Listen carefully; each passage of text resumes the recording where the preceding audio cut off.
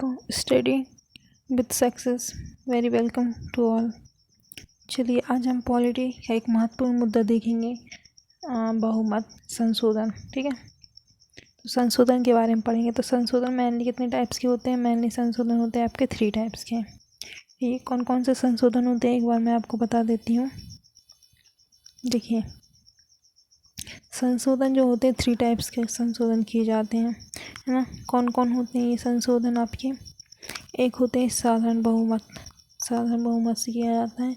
एक होता है विशेष बहुमत से किया जाता है जो, है ना। और एक होता है साधारण प्लस विशेष बहुमत से जो होता है। ठीक है, ये 3 प्रकार के संशोधन किए जाते हैं। अब हम देख लेते हैं यहाँ पे कौन से संशोधन में क्या क्या आता है। तो चलिए देखते हैं। जैसे कि संसद के साधारण संशोधन, साधारण बहुमत से संशोधन जो होते हैं वो कौन कौन से होते हैं? देखिए, नए राज्यों का प्रवेश करना, गठन करना, निर्माण करना, राज्य विधानसभा विधान परिषद से संबंधित जो भी रहती, दूसरे अनुसूचित संबंधित जो भी संशोधन रहते हैं वो आपके साधारण बहुमत में आएंगे, है ना। संसद सदस्य के वेतन भत्ते, संसद गणपूर्ति, है ना, राजभाषा, नागरिकता, 5वीं 6वीं अनुसूची, जैसे अभी आपने देखे थे दूसरी अनुसूची और 5वीं 6वीं अनुसूची, और उच्चतम न्यायालय के न्याय क्षेत्र, ये सारे आपके किस में आएंगे? साधारण बहुमत में आएंगे। ठीक है, अब हम देख लेते हैं। साधारण बहुमत हो गया आपका। अब आप क्या देखेंगे? विशेष बहुमत। तो सिंपल सा है, विशेष बहुमत में सिर्फ 2 चीज़ याद रखना है आपको। कौन कौन सी रखनी है 2 चीज़ याद? पहला तो मूल अधिकार और दूसरा नीति निर्देशक तत्व।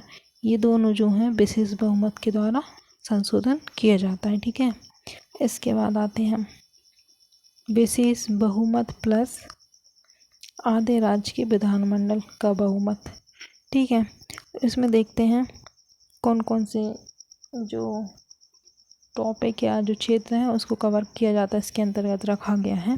तो ये है आपका राष्ट्रपति निर्वाचन, उसकी प्रक्रिया, है ना। केंद्र राज्य की कार्यकारी शक्तियाँ, सुप्रीम कोर्ट, हाई कोर्ट से संबंधित जो भी संशोधन होंगे वो विशेष बहुमत प्लस आधे राज्य विधानमंडल के बहुमत से किए जाएंगे, है ना। 7वीं अनुसूची, आप बताइए कि 7वीं अनुसूची में क्या है? फिर संसद में जो राज्यों का प्रतिनिधित्व होता है वो, और अनुच्छेद 368 स्वयं इसके अंतर्गत आता है। ठीक है, तो ये थे 3 प्रकार के संशोधन। अब हम देख लेते हैं जो सरकार रहती है वो 2 प्रकार की रहती है। एक तो एकात्मक सरकार और एक रहती है संघीय सरकार।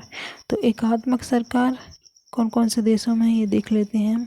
तो ब्रिटेन, फ्रांस, जापान, चीन में कौन सी सरकार है? एकात्मक सरकार है, स्वीडन, नॉर्वे। ठीक है, और अगर संघीय सरकार का स्वरूप देखते हैं हम तो ये है आपकी रूस, कनाडा, ब्राज़ील, अमेरिका, ऑस्ट्रेलिया।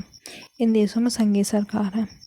अब और देख लेते हैं हम कि जैसे संसदीय व्यवस्था और राष्ट्रपति शासन ये भी रहता है। तो जैसे हम संसदीय व्यवस्था देखते हैं तो ये हमारी भारत में है। ठीक है, संसद के सदस्यों को जनता चुनती है और फिर अप्रत्यक्ष रूप से राष्ट्रपति को चुना जाता है।